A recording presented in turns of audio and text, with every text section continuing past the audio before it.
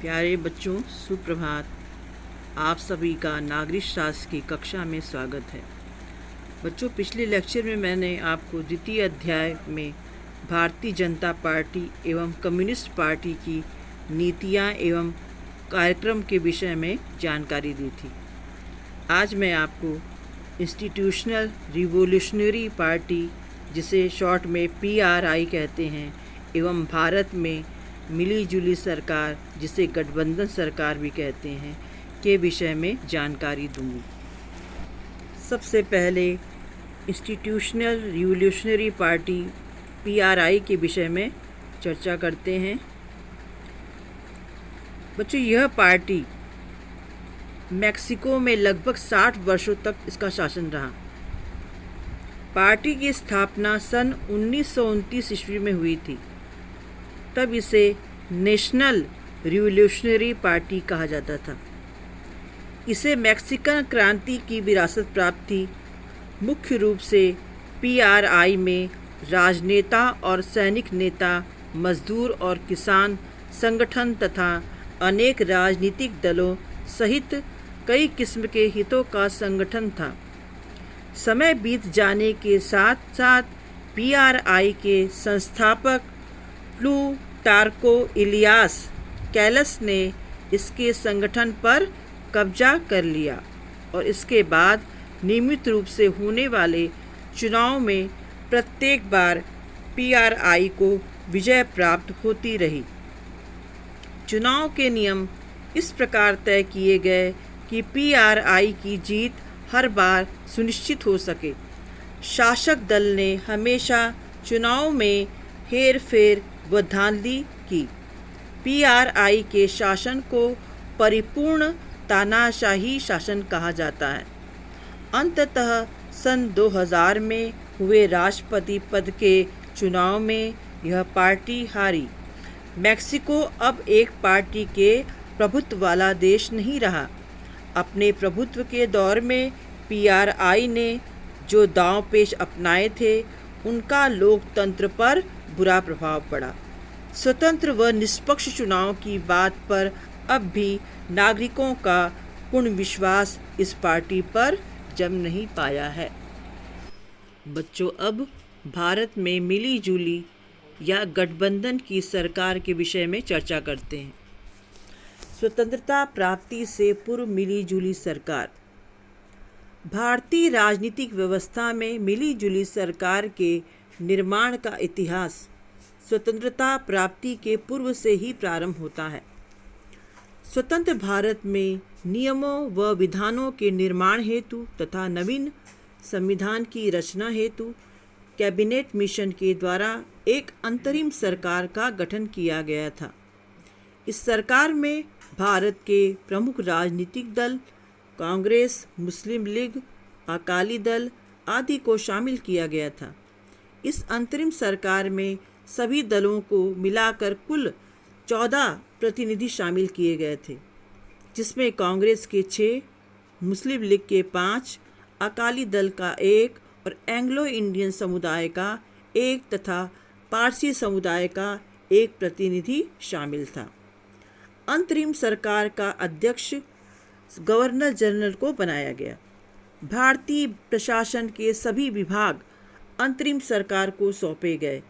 इस अंतरिम सरकार के प्रधानमंत्री पंडित जवाहरलाल नेहरू थे। इस अंतरिम सरकार ने स्वतंत्रता प्राप्ति के बाद तब तक यह कार्य किया जब तक कि संविधान लागू नहीं हुआ। अब आते हैं बच्चों सन 1952 से 1967 तक मिली जुली सरकार के विषय में जानकारी देते हैं। भारत के प्रथम आम चुनाव सन 1952 में हुए। इन चुनावों में चुनाव आयोग ने 14 राजनीतिक दलों को राष्ट्रीय स्तर के राजनीतिक दल के रूप में मान्यता प्रदान की। इन चुनावों में कांग्रेस को स्पष्ट बहुमत प्राप्त हुआ, क्योंकि उस समय अन्य राजनीतिक दल कांग्रेस के समान व्यापक स्तर के नहीं थे।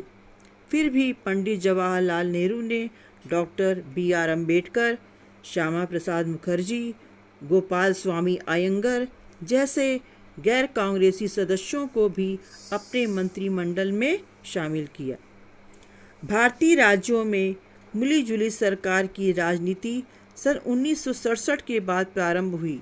इसके उदय के प्रमुख कारण थे। सबसे पहला कारण था एक दल को स्पष्ट बहुमत प्राप्त न होना। चौथे आम चुनाव के समय उत्तर प्रदेश, उड़ीसा, मध्य प्रदेश, पश्चिमी बंगाल, केरल व गुजरात में किसी एक दल को स्पष्ट बहुमत प्राप्त न हो सका। इसलिए अनेक दलों ने परस्पर सहयोग कर सरकारों का गठन किया। दूसरा कारण था कांग्रेस के एकाधिकार को समाप्त करना। विभिन्न दलों का उद्देश्य कांग्रेस की आलोचना करके कांग्रेस के एकाधिकार को समाप्त करना था। उनका उद्देश्य सत्ता प्राप्ति भी था।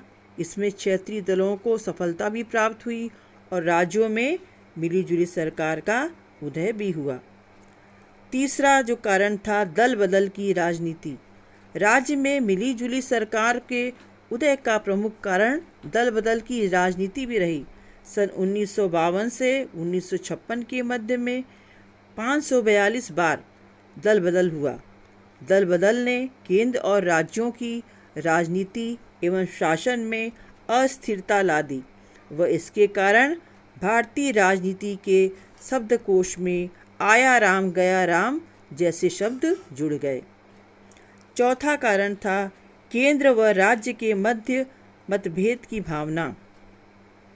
यदि कोई भी राज्य सरकार केंद्र सरकार द्वारा दिए गए दिशा निर्देशों का पालन नहीं करती थी तो वहां जनता द्वारा निर्वाचित सरकार को भंग करके राष्ट्रपति शासन लागू किया जाता था। केंद्र व राज्य के मध्य मतभेद उत्पन्न होने के कारण कुछ अन्य कारण भी थे, जैसे राज्य के राज्यपालों की नियुक्ति, आर्थिक सहायता इत्यादि। नंबर 5 कारण है सत्ता प्राप्ति का लालच। सत्ता प्राप्ति के लोभ में मिलीजुली सरकारों के उदय में महत्वपूर्ण भूमिका का निर्वहन किया।